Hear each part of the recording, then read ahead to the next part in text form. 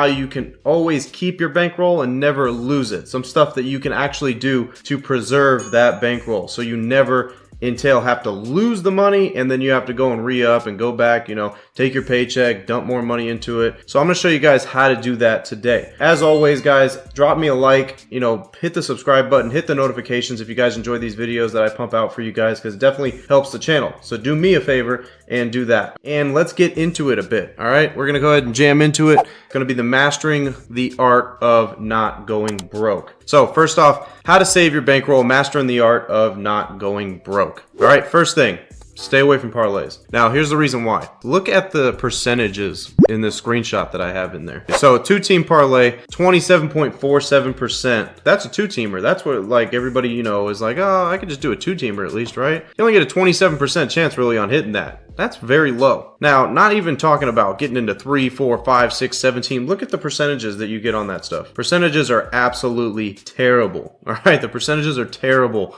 on parlays. So this is why the sportsbooks tout it so much, and they want you to do same game parlays. They want you to do all that because they know what the percentages are, and they know that you're going to end up losing that. All right, let's look at the definition of parlay. This is a definition right off of Wikipedia. So turn an initial stake or winnings from a previous bet into a greater amount by gambling, taking a small stake and expecting a big return and expecting big returns from it.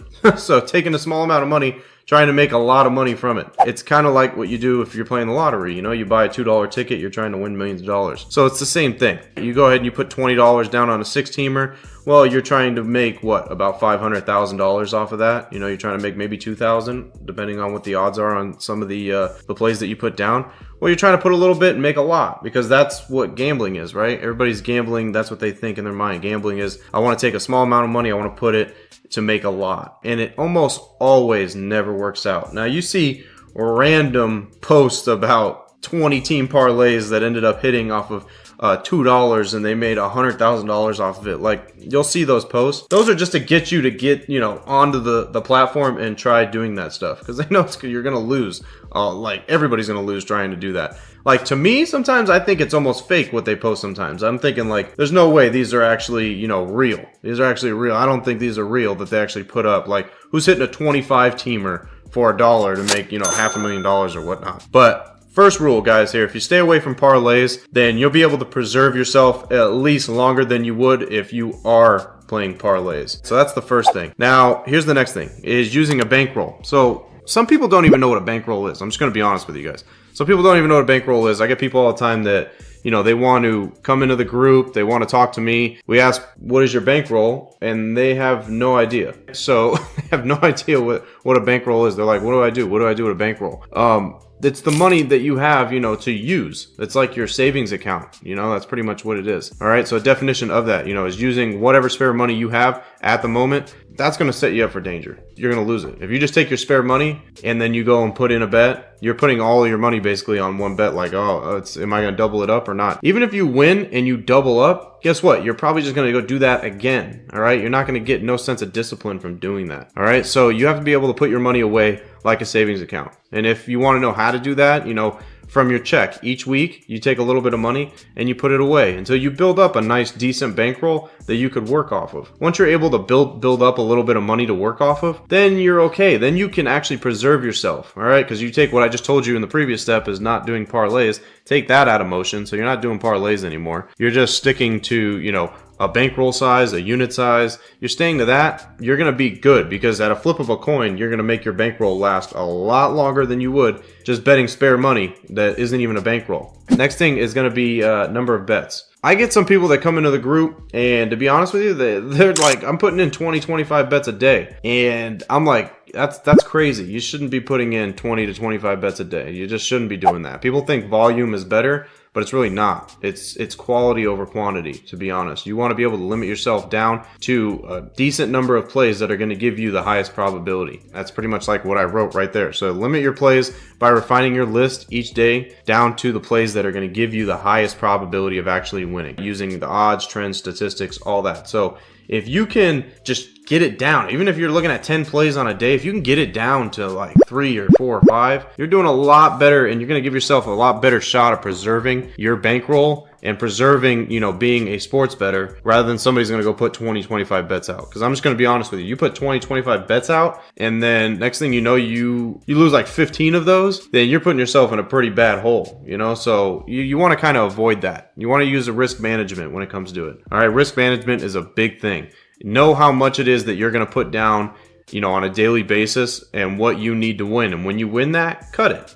Cut it and move on to the next day. That's another thing with gamblers and sports bettors, is they don't really know when to stop. When you're on a winning streak and you're winning, you just keep playing, right? You just keep betting, keep going until I lose. You got to know, to cut it off and be like, I'm good. I made a good amount of money today. I'm good. I could live till tomorrow.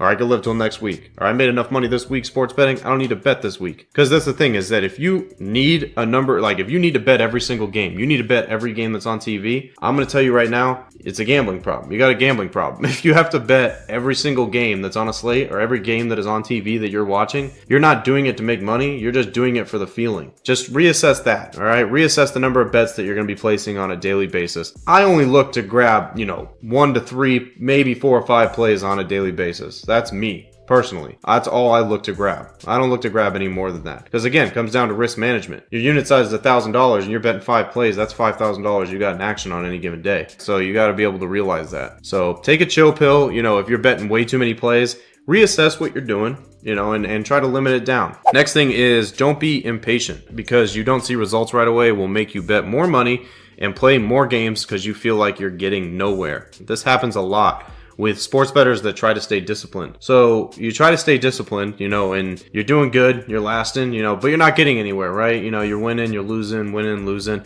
You're up a little, then you're down, then you're up a little, then you're down. So you're getting nowhere. You feel like you're getting nowhere. Your normal gambler, normal sports bettor, what they'll do is they'll get impatient, then they'll start betting more money, then they'll start playing more games, because they're like, I'm not getting anywhere. I gotta either win or lose. Like, I'm either gonna be up or I'm gonna be down. So they start forcing things, they start betting more money. They're betting random stuff left and right just to try to get gains. They're trying to get gains. Well, you got to realize you got to be patient. You have to be patient, okay? Because over a whole entire year, I used an example here that you guys are looking on this slide as a hedge fund. So a hedge fund produces 7 to 12% yearly gains. People will give millions and millions of dollars to these hedge funds to get 7 to 12% yearly gains. Now, in sports betting, how that translates is to 7 to 12 units in a year. So how many sports bettors out there would be okay with getting 7 to 12 units in a year? I'm going to say almost none. It'd be like, I'm getting absolutely nowhere. Why am I going to waste my whole entire year betting on sports to get 7 to 12 units? Just to be honest with you, that's the same thing. It's in translations. It's the same thing. Just, barring your unit size. If you only have $1,000 bankroll, you're not going to go and give $1,000 to a hedge fund, because if you do, you're getting 7 to 12% on that $1,000 for a whole entire year. You're not going to care less to get those type of gains, right? That's why I try to say, when it comes to the game of sports betting, comes to the game of investing, money makes money. All right. So you got $25,000, $50,000 bankroll. Yeah. 7 to 12%. If you can get a yearly gain of 7 to 12% on that, that's pretty decent. That's pretty good. And then if you compound that as well, you're making pretty good money. So don't be impatient.